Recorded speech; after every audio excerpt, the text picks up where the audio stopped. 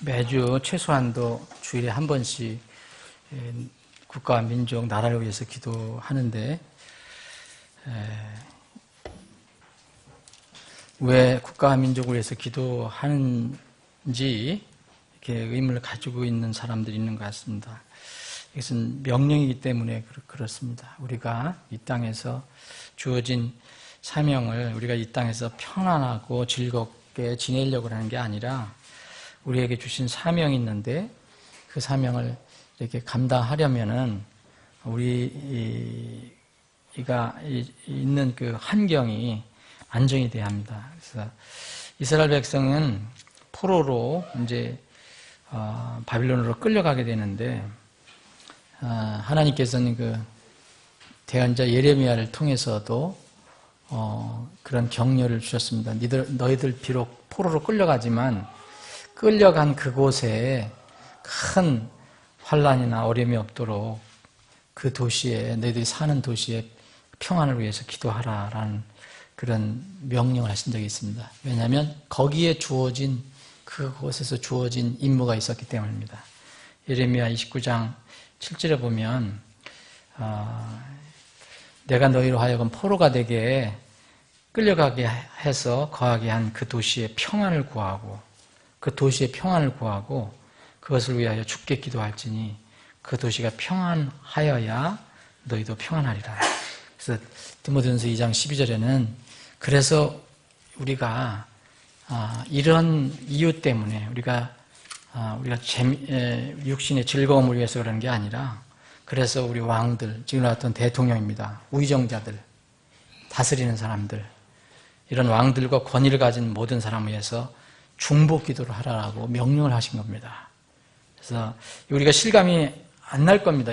그렇지만 이것은 우리에게 주신 사명이에요. 그래서 이것은 왜 그렇게 해야 되냐? 우리가 전적으로 하나님을 따르며 조용한 가운데 평안한 삶을 얻고자 합니다. 하나님을 따르기 위해서 그렇게 하라는 거예요. 그래서 여러분들 생각날 때마다 국가와 민족을 위해서 기도하시고 대통령을 비롯한 뭐 좌냐 우냐에 따지지 말고 대통령과 의정들을 위해서 기도할 필요가 있습니다.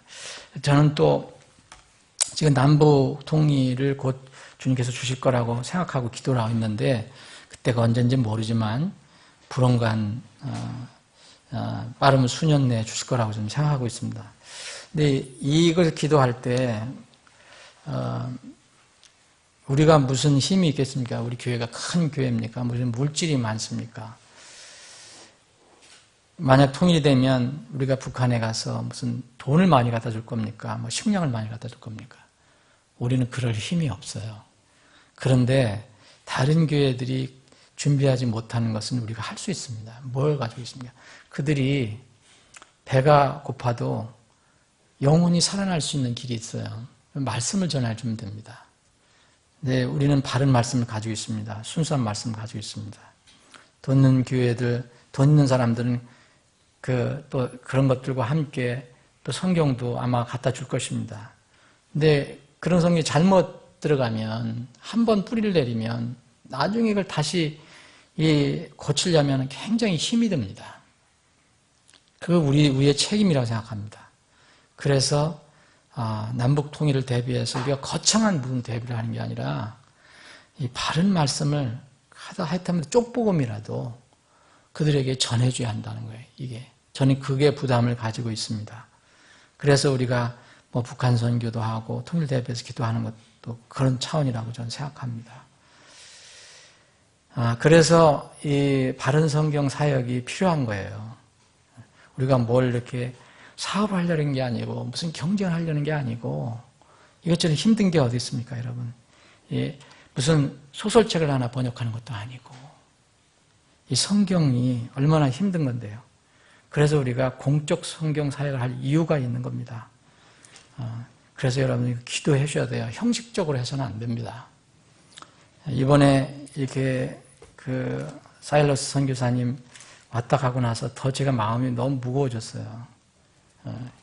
지금 그 과정 다 말씀드릴 수 없지만 그 사일러스 선교사님이 500권 이상의 성경을 원하는데 여러분 돈 있습니까?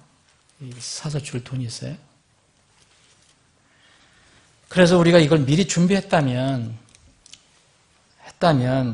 우리가 마음대로 이렇게 출간할 수 있게 우리는 허락할 거니까 내용만 안 고치면 우리가 파일만 주면 중국에서 얼마든지 프린트를 할 수 있습니다.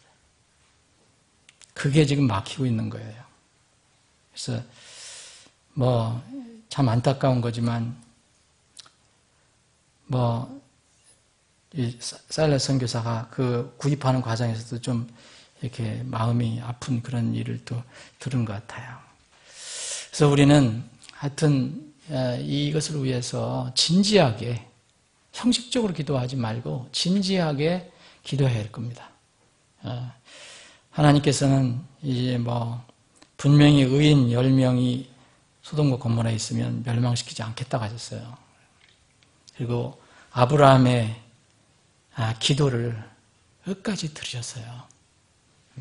그래서 우리의 규모나 어떤 그 약함 이런 거 생각하지 마시고 우리가 의인이기 때문에 하나님께서 보실 때 의인이기 때문에 간절한 마음으로 기도를 할 필요가 있습니다. 그런 차원에서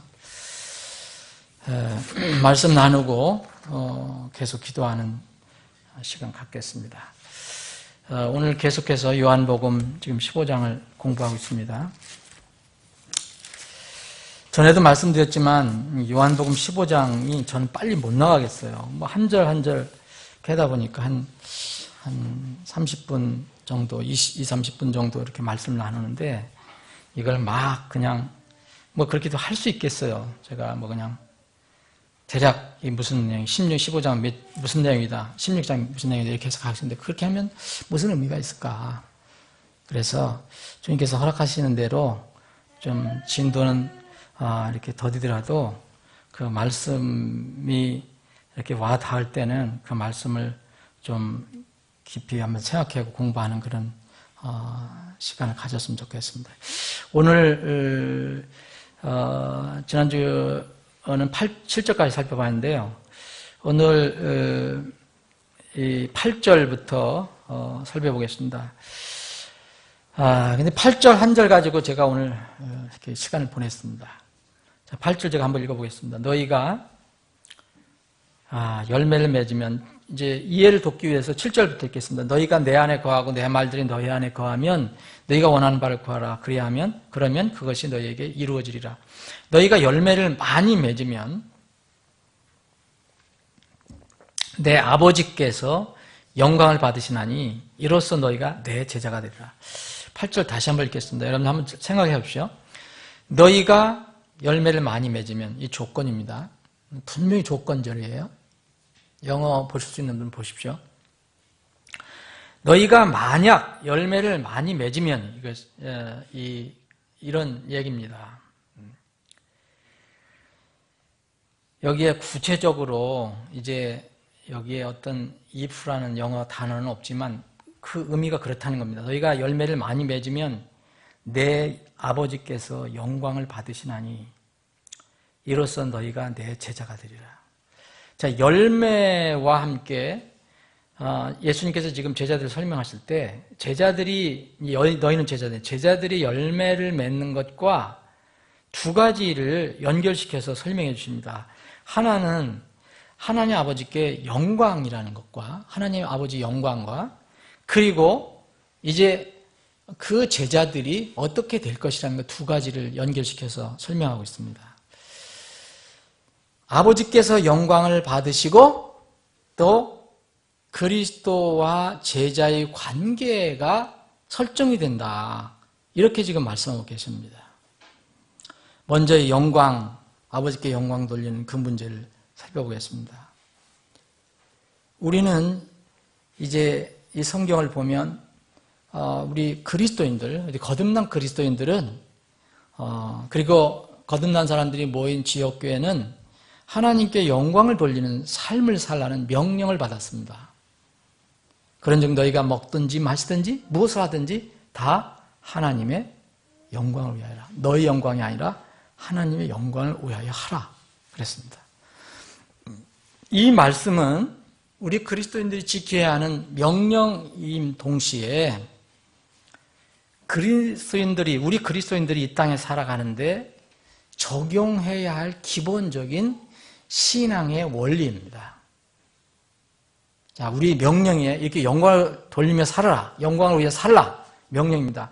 그러나 동시에 우리가 이 땅에 살아가는데 우리 삶 하나하나 속에서 적용해야 할 어떤 원리라는 겁니다.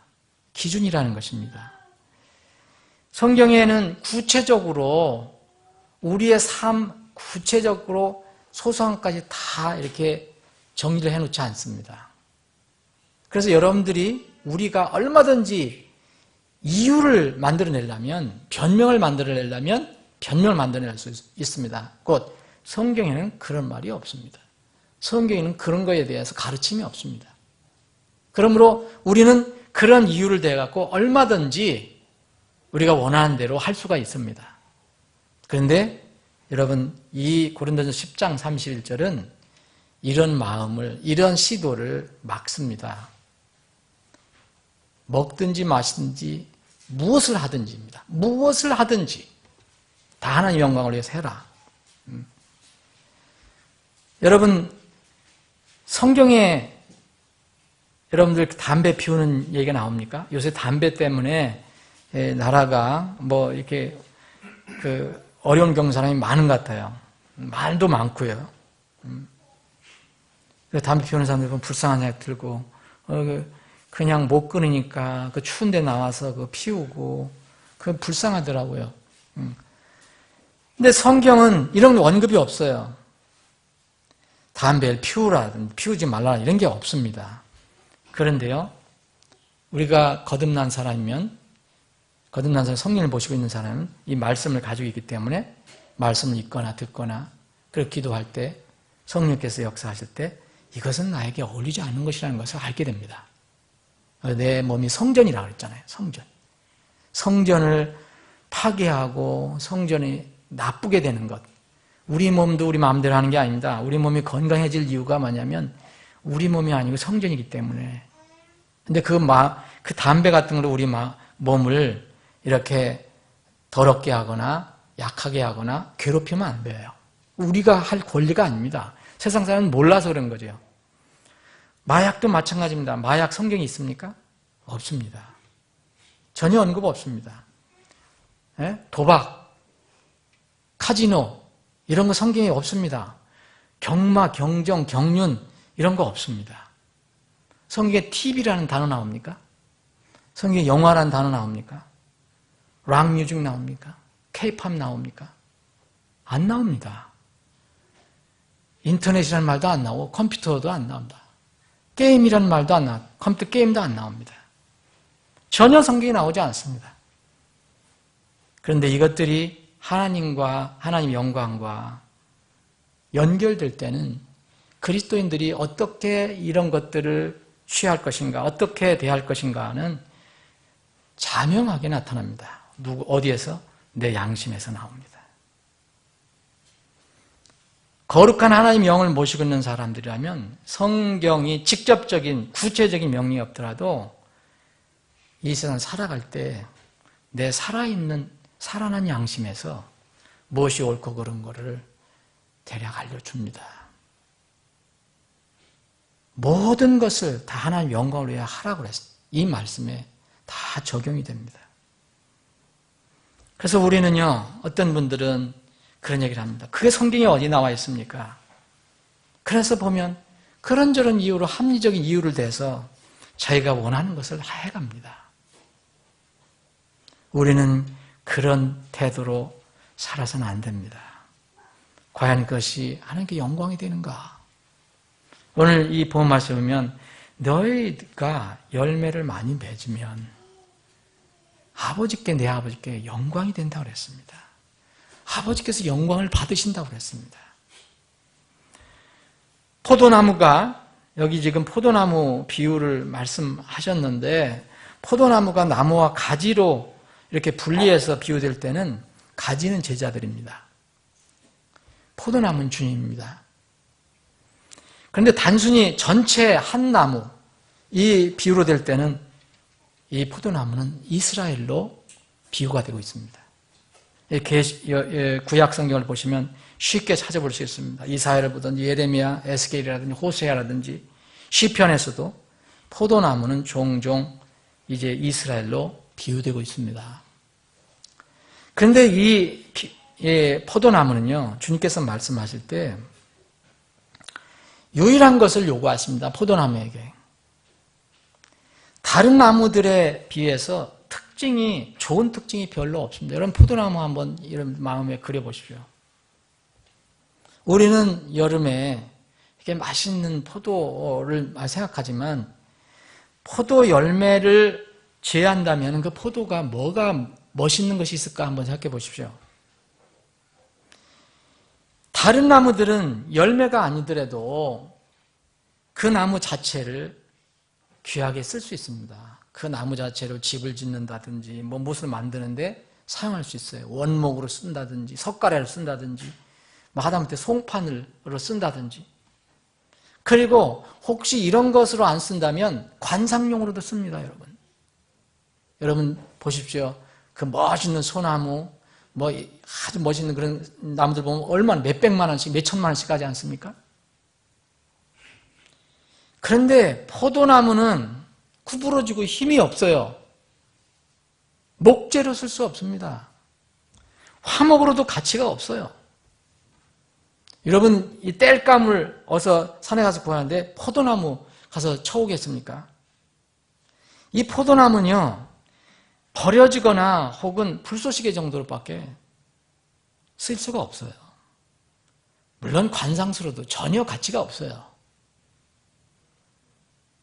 포도나무의 가지는 열매를 맺을 때만 유일한 가치가 있습니다.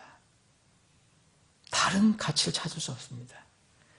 만약 이러한 포도나무가 열매를 못 내면 땅만 버리는 쓸모없는 나무가 된다는 겁니다.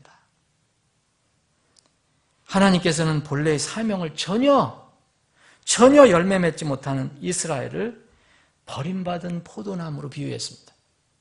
에스겔서 15장을 읽어보시면 이스라엘을 버림받은 포도나무로 비유하십니다. 분명히 열매를 맺어야 했는데 열매를 못 맺었기 때문에 주님이 그렇게 비유하신 것입니다. 이스라엘이 열매를 맺어야 한 포도나무로 비유가 되었다면 이 신약시대에 교회 성도들은 지금 뭐로 다 비유가 되고 있습니까? 포도나무 가지로 비유되고 있습니다.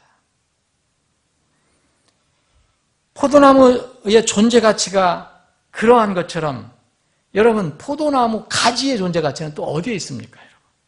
나무 전체에도 그런 장점이 없는데, 열매 위에는 장점이 없는데 그 포도나무 자체가 아니고 가지라면 더더욱 쓸모가 없습니다. 여러분, 뭐에다 쓸 겁니까?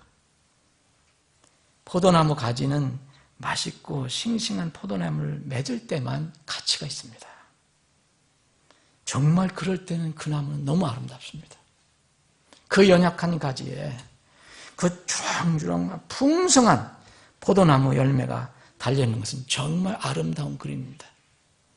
물론 그림뿐만 아니라 농부는 겉을 거두어서 맛있게 먹습니다.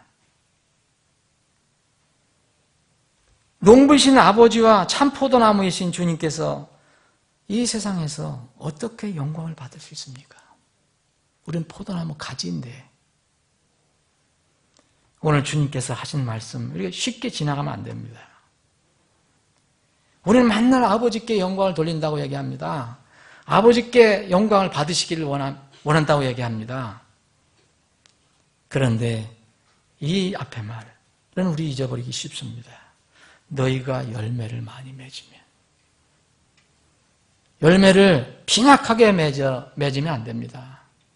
많이 맺어야, 풍성하고 싱싱하게 맺어야 하나님이 영광을 받으신다는 겁니다.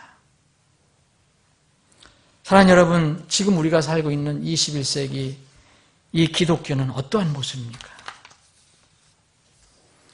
예수님을 믿는 그리스도인들은 지금 어떻다고 생각합니까? 분명히 우리 교회 표어처럼 우리는 세상에서 이 주님께서 말씀하셨을 때 세상에서 우리는 땅의 소금이 되어야 되고 세상에 빛이 되라고 분명히 말씀하셨는데 안타깝게도 하나님께 영광을 돌리는 것은 고사하고 여러분 최소한 하나님의 영광을 가리지 않고 훼손하지 않았으면 좋겠다는 생각이 듭니다. 여러분들 생각이 다를 수도 있겠지만 저는 그렇습니다. 언제부터 개독교라는 용어가 한국 사회에서 통용되었는지 모릅니다. 여러분 인터넷 들어가면 쉽게 개독교라는 말이 나옵니다. 한국 사회에서 언제부터인지 기독교에 대한 세상의 반감과 증오가 팽배해 가고 있습니다. 개독이라는 말을 여러분 아무 두려움 없이 사용하는 사람들은 과연 나중에 마지막 하나님의 무서운 심판을 어떻게 받으려고 하는가 걱정이 될 때가 있습니다. 그런 사람들은 용감한 것이 아니라 만용입니다. 만용. 기독이라는 것은 그리스도를 가리킵니다. 예수 그리스도를 한자로 표현하는 우리말입니다. 거룩하신 하나님인 그리스도를 개라고 부르는 사람들의 개교라고 부르는 사람들. 이 마지막 심판은 여러분 어떨 것이라고 생각합니까? 하나님께서 자유를 주셨다고 인생을 함부로 막 살아서는 안 됩니다. 하나님께서 모든 은밀한 일과 더불어 선한 일이든 악한 일이든 모든 일을 심판하신다고 말씀하셨습니다. 이 사람들 정말 무서운 일을 하는 겁니다. 그러나 책임은 그들에게만 있는 게 아닙니다. 그들 불신자들, 그리스도를 대적하는 사람들에게만 있는 것이 아닙니다. 여러분들과 저에게도 책임이 있습니다. 우리 그리스도인들도 마지막에 이 책임을 면하지 못할 것입니다. 지금 이 시대의 소위 기독교회는 적지 않은 사람들을, 세상 사람들을 실족하게 한다는 소리를 듭니다. 하나님의 영광은커녕 세상 사람들이 하나님을 욕하게 하는 일을 너무 쉽게 하고 있습니다. 물론 그들 중 상당수가 거듭나지 않은 명목상의 기독교인들이기 때문에 그러할 것입니다.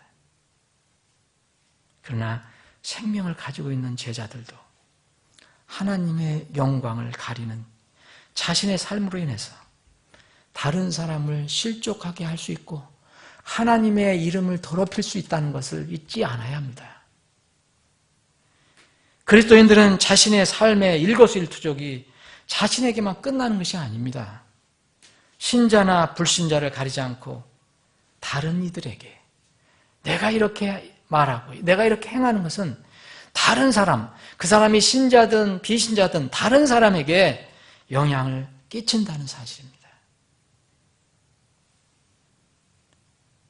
그래서 예수님은 이 세상에서 실족하게 하는 일이 있다. 없을 수 없다. 그런데 반드시 일어나는데 실족하게 하는 일들을 일으키는 그 사람에게 화가 있을 것이다 라고 말씀하셨습니다. 사랑하는 여러분, 여러분과 저는 이 주님의 교회는 예수 그리스도께서 고귀한 핏값을 주시고 사셔서 거룩한 하나님의 자녀로 삼아주신 것입니다. 우리들의 삶의 목적과 방향이 이미 정해졌습니다. 우리가 구원받을 때 정해졌습니다. 우리가 교회로 모일 때 정해졌습니다. 우리의 삶은 하나님 아버지 하늘에 계신 우리 아버지께 영광을 돌리는 삶으로 정해졌습니다. 이것이 존귀하고 가치 있는 삶입니다. 이것에 대한 이해도 없고 다른 선택도 없습니다. 이유를 달 이유가 없습니다. 그래서 바울 사도는 에베소 교회 성도들에게 편지를 쓰면서 우리는 너희와 우리는 그분의 작품이다. 그리스도 예수님 안에서 선한 행위로 의해서 창조된 자들이다 라고 말씀했습니다. 우리 그리스도인들은 이 땅에 사는 동안 다른 사람들에게 실족거리가 되는 대신 그들이 우리의 삶의 모습을 보고 하나님께 영광을 돌리게 해야 합니다. 이게 예수님께서 가르쳐 주신 것입니다. 이와 같이 너의 빛을 사람들 앞에 비추어 그들이, 그 세상 사람들이 너의 선한 행위를 보고 바른 언행을 보고 하늘에 계신 너희 아버지께 영광을 돌리게 하라. 누가 영광을 돌립니까? 이 그리스도인들도 돌리지만 우리를 보고 세상 사람들이 아버지께 영광을 돌린다는 겁니다. 그래서 우리는 이 땅에 소금으로 살아야 하고 세상의 빛으로 살아가야 합니다. 이 소금의 역할을 못하면 버려져서 사람들이 발에 밟힌다고 그랬지 않습니까? 지금 이 세상은 기독교인들이, 기독교회가 세상에 밟히고 있어요. 두 번째는 하나님의 영광과 함께 우리에게 주시는 교훈입니다. 너희가 제자들이 열매를 많이 맺으면 두 번째 교훈은 뭐냐? 우리들의 신분과 관련된 교훈입니다. 신분과 관련됩니다. 다시 한번 제가 읽겠습니다.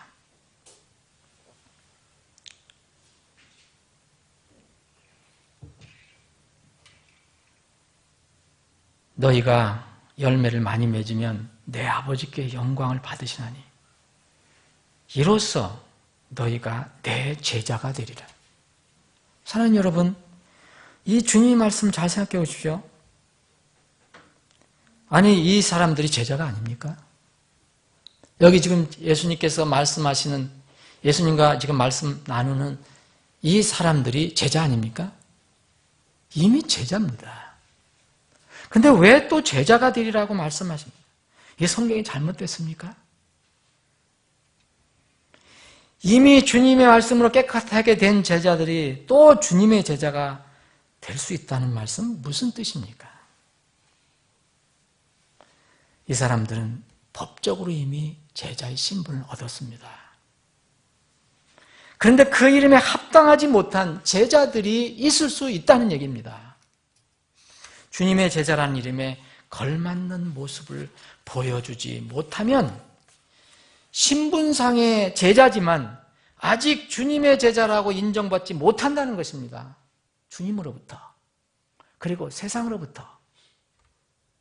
이러한 원리는요, 다른 곳에서도 발견할 수 있습니다. 여러분, 고린도 후서를 보면 바울 사도가 고린도 교회 그 불순종하고 말썽 많고 돈은 많고 풍족한 교회였지만 세상 지위도 높고 높은 사람들이 많고 여유 있는 사람도 많이 있었던 교회지만 영적으로 문제가 있었습니다. 특히 세상과 분리를 하지 못했어요. 세상과 더불어 살았어요. 고린도 교회는.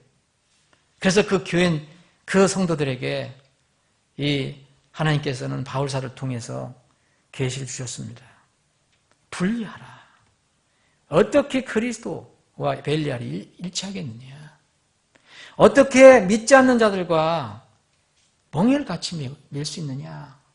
그러시면서 이렇게 말씀합니다. 고린도후서 6장 10절에 보면 주가 말하노라. 그러므로 너희는 그들 가운데서 나와 분리하고 부정한 것을 만지지 말라. 그리하면 내가 너희를 받아들여 너희에게 아버지가 되고 너희는 내 아들, 딸이 되리라. 전능자 주가 말하노라 하셨느니라.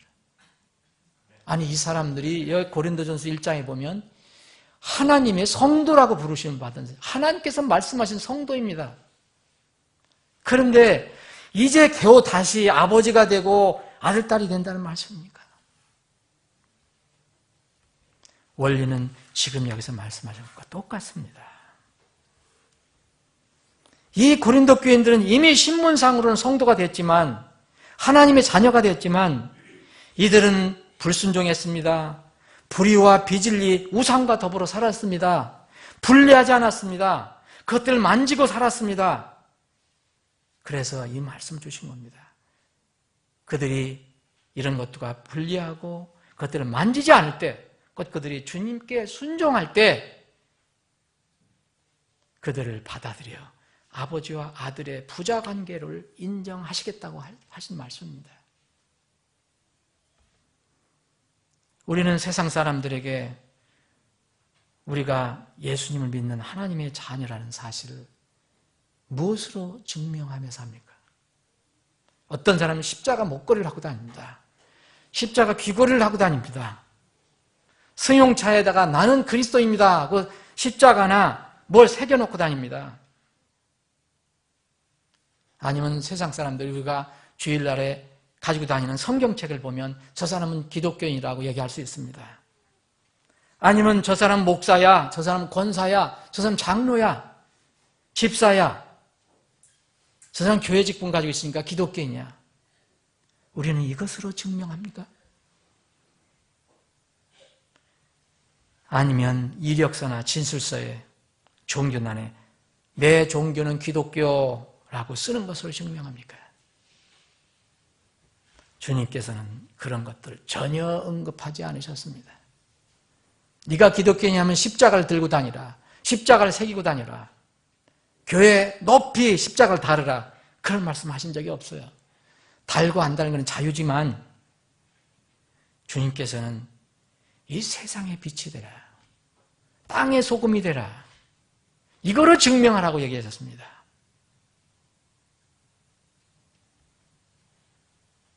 실제적으로 선한 열매를 맺는 것으로 증명할 수 있다고 말씀하신 겁니다. 그리스도인이라면 그 신분에 합당한 열매를 맺어서 많이 맺어서 하나님께 영광을 돌려드리고 또 그것으로 인해서 우리가 진정한 제자로 인정받는 것입니다. 우리가 진정한 주님의 교회라고 인정받는 것입니다. 오늘 이 말씀은 바로 그것을 우리에게 가르쳐 줍니다. 성령의 9가지 열매, 첫 열매는 사랑입니다. 하나님을 사랑하는 것. 하나님의 사랑으로 형제자매를 사랑하는 것.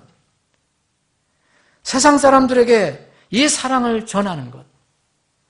이것이 주님의 제자로 인정받는 겁니다. 우리가 서로 사랑하지도 못하는데 어떻게 세상 사람들이 우리를 하나님의 제자로, 주님의 제자로 인정합니까? 내가 새 명령을 너희에게 주노니 너희는 서로 사랑하라. 내가 너희를 사랑한 같이 너희도 서로 사랑하라. 너희가 서로 사랑하면 이로써 모든 사람이 너희가 내 제자인 줄 알리라. 이 요한복음 15장 8절 말씀이 우리가 주님을 뵐 때까지 우리가 어떻게 이 땅에 살아야 할 것인가 교훈을 주고 격려를 해주는 말씀이 되기를 주님의 이름으로 축원합니다. 아버지 하나님, 오늘도 저희들에게 믿음을 주셔서